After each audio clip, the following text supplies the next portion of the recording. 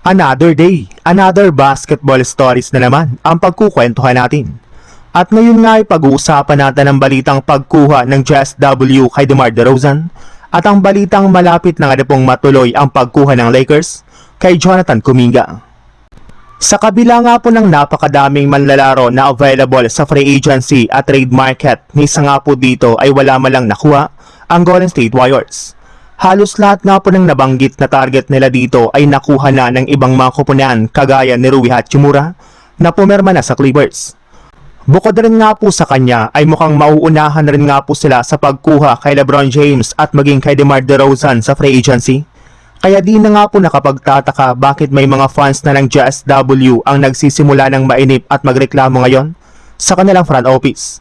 Pero ayon na rin naman nga po sa kanilang general manager na si Mike Dunleavy, sobrang nahihirapan nga daw talaga ang kanilang kupunan na kumuha ng mga bagong player sa free agency market since kulang nga po sila dito ng cap space.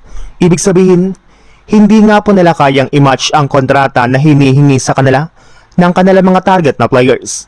Bukod rin nga po dyan, halos wala rin naman nga pong kupunan ang gustong makipag-trade o makipagnegosasyon sa kanila ng mga nagdaang araw.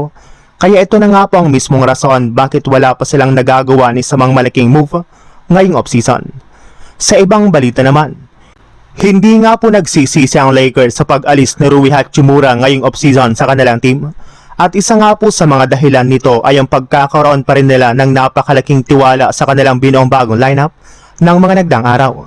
Bukod rin nga po dyan, confident rin naman nga po ang kanilang general manager na si Rob Pelinka na makakakuha sila ng bagong player na ipangpapalit nila kay Rui Hachimura.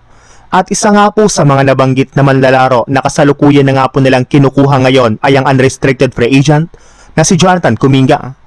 Base pa nga po sa ibinulgar ng NBA insider na si Jovan Bucha ng The Athletic, meron na nga pong mutual interest ang kampo ni Kuminga at ang front office ng Lakers sa pagkakaroon nga po nila ng bagong kontrata ngayong offseason. Since naniniwala nga po ang Lakers na si Kuminga ang pinakasaktong wingman na makakatulong sa kanilang team, lalo na kay Luka Doncic.